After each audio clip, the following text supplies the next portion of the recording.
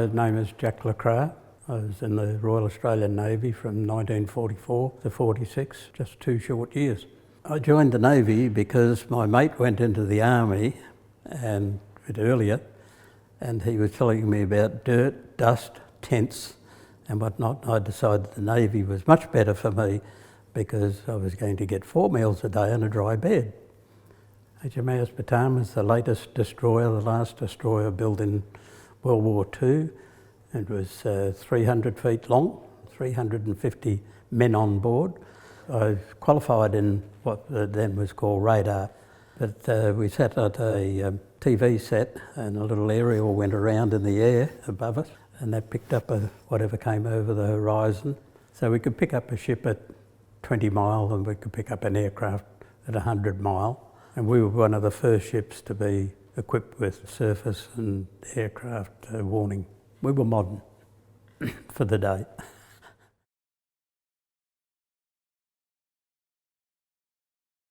You built a camaraderie between you all, and the expression mates was very particular in those days. You lived in each other's pockets. You looked after your mate. It's a feeling all of its own. You had this bond, which even now, one of the persons that I joined up with from Kalgoorlie went on the same troop train. We still meet up 2 or 3 times a year, and it was just as if it was yesterday. In the old Navy, if you went ashore, you went together in groups. A lot for safety, but you didn't really think about it. But in the end, it was really safety. So, and yeah, we used to have a few drinks and whatnot, and you would have a few more drinks than the others, and there was this sort of where we were in Manila, where we went for R&R. There were a lot of Yanks who didn't think much of the Aussies. And the Aussie didn't think much of the Yanks. And so every now and again there was this bust up, and so there used to be, you know, a sort of a war cry, Bataan, and if you heard the cry out in the street, you looked out where it was and you rushed into the bar and you started swinging fists. Didn't matter who you hit. So you were tightly knit. You were tightly knit. We received a signal from Navy office that the war had ended. We were in Manila, and so that was a joyous occasion. We celebrated with 2 bottles of beer that day instead of 1. 6 days later, we were dispatched, and we got into Tokyo Bay to find it was filled with warships. There were 380 ships eventually came into the bay for the signing. I was motorboat crew, deputised to take Rear Admiral Collins to the USS Missouri so that he could view the signing of the peace.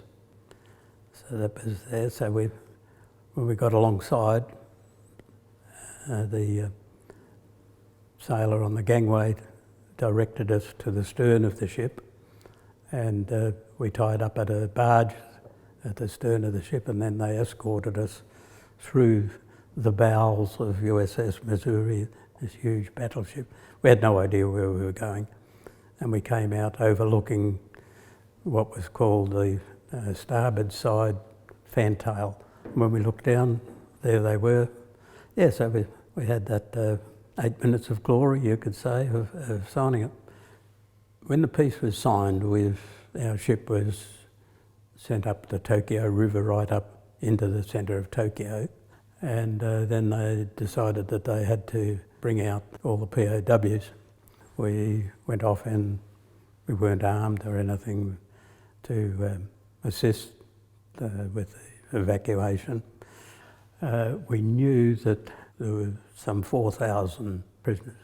The first trainload came in and there was around about 400. And the train came in and the Army medical staff went to rush the carriages to get everybody out, and they were blocked.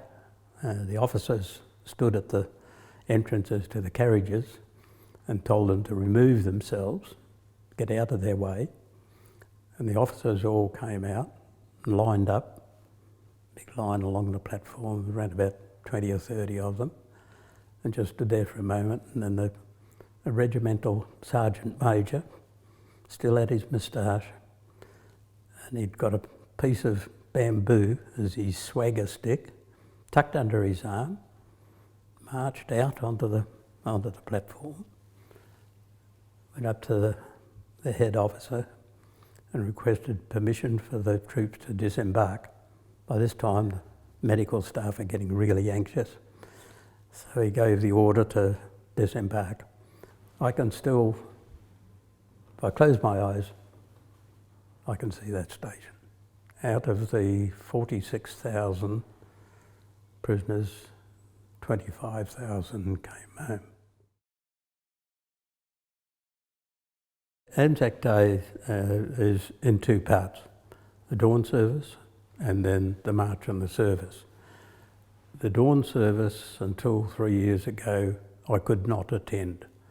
I could not go to it, I just couldn't do it. But Anzac Day meant that I could go along, I could march with my mates, I could see those who were on other ships that had served alongside us.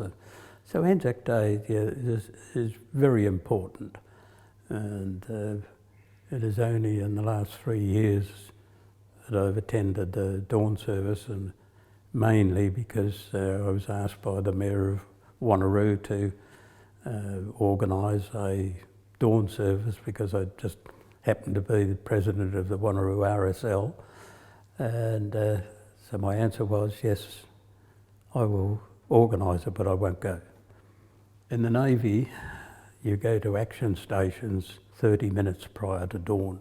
All guns are loaded and you're looking into the sun, waiting for the enemy to come over the horizon.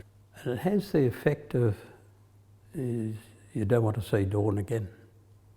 I broke the ice. It was quite emotional because quite a number of them knew, and it was good. I got lots of hugs and kisses. Yeah, so you have this feeling for the Navy, and you don't lose it. You don't lose it. I'm in the Naval Association, and I'm standing over a beer or whatnot, and when you start talking, memories, one thing jogs another, and it just keeps on going. So the stories come out all the time, and there's a million stories. There's a million stories. I could sit here until tomorrow night. You'd laugh and cry at some of them. However, it's been a large part of my life.